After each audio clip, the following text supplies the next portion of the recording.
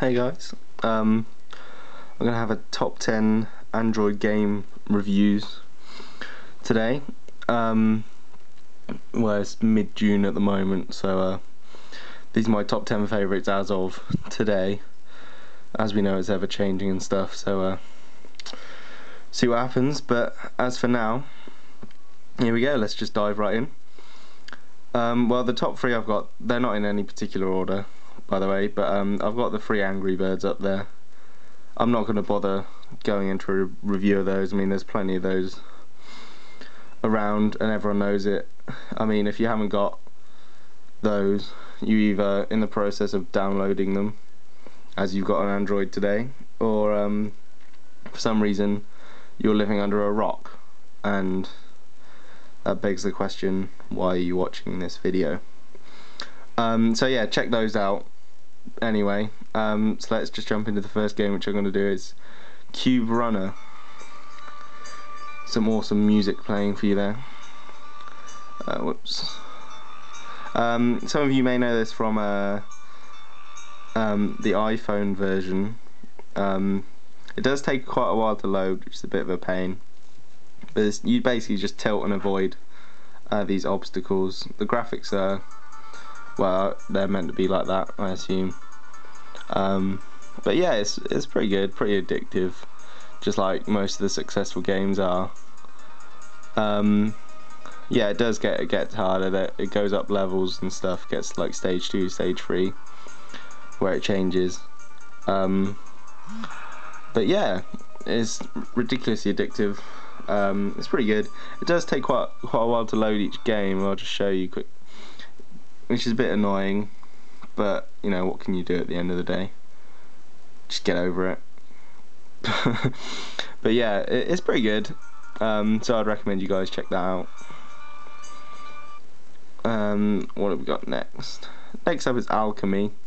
A lot of you might be familiar with this already. You basically just have to drag and drop different elements onto each other. You start off with air, fire, earth and water, and you just basically drag and drop, and it creates different things. Those two can't go together. There's loads to create. I mean, I haven't updated this for a while, but there's 86. I've got 86 out till 330. They do some pretty funny ones. I know people have got like the Twilight Saga and random things like that, which is quite cool. You basically just go to add, and these are all the elements that I've created. You can like add all, add sort of ones, search for stuff. Yeah, you got like tequila, typhoons, and really random things. But it's really addictive. It's not as boring as it sounds. So I'd recommend you guys check that out. Next up is Gameboid, which basically is an application that allows you to run Game Boy games on your phone. You do need to like know a bit about. You need to be a bit tech savvy to do it. It's not particularly difficult, but a lot of people have a lot of problems with it.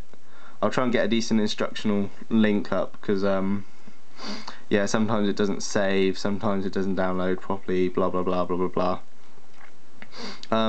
But once you get it to work, it's really good. I mean, you can put pretty much any Game Boy game you want on. I've only got Pokemon on here. That's right, yeah, Pokemon. See the Apple do that. But yeah, it's really good actually. It works really well. I think I've had a couple forced closes, but nothing too ridiculous. Yeah, it's got like sound and everything. It's got like a start button, start and back. So let's just hop into my game. It says the file's been corrupted, but it hasn't for some reason. It just does that. So yeah, here I am in Cerulean City. Yeah, so it's got colour, it's got sound, it's got everything you really want in it, to be honest. The application works well. I think it just depends on what ROM you download as to the success of the actual game itself. But as for the touchscreen stuff, which is the actual app, I mean, you can't fault it, to be honest. It works really well. Yeah, so you got left and right, you've got start and back, A and B, and the D-pad, and all of it just instinctive, works really well, really sensitive, as you'd expect, and best of all, it's free. The free version, it says you can't save, but for some reason I think you can. Someone's going to quote me on that, and I'll be completely wrong most likely, but yeah, you can get a paid version which unlocks some extra features and stuff, and the developer's done a great job. Yeah, so we've got some settings. You can change the video settings, input, about, you can upgrade it, search for ROMs and stuff for other games. So yeah, I definitely recommend it. It brings a whole extra dimension to your phone, which is always good. Next up, Tank Hero. This is actually one of my favourite games, mainly because it looks really good. Menu. So you just got some info, just the developer and contact details and stuff, which is always pretty cool if you're having certain problems. Stats, options. So you can change the sound, turn that down. It changes sound, vibration, the camera type, and the different inputs. So you can use virtual D-pads and stuff. I'm sticking to the default because I just got used to it on that. So there's let's just go back. Campaign mode and survival mode. Campaign mode, you just go through different levels, and survival mode is like they're waves upon waves, and you just have to survive for as long as possible when you unlock extra weapons and things. Let's just quickly hop into a campaign, just a quick demo. So yeah, you might not be able to see it. It does actually look really good. And then you control and you fire by there's two D-pads, one here and one at the bottom left. So you move around with this and you aim and shoot. And I'm awful because I'm looking for a camera, but you got 3 lives. You can get hit 3 times before you explode. It's quite easy at the beginning, and then it gets pretty difficult, but you can change your weapons and stuff, I think. Oh no, that's a shoot button, so you can shoot, or I normally just tap, but it doesn't seem to do it that well. The controls can be a bit off sometimes, but I've never had any significant problems with it. It's usable. But yeah, no force closes or anything like that. So yeah, it's a pretty decent application. I recommend you check that out. Next up is Bubble Blaster. I'm pretty sure this is top at the Android store at the moment.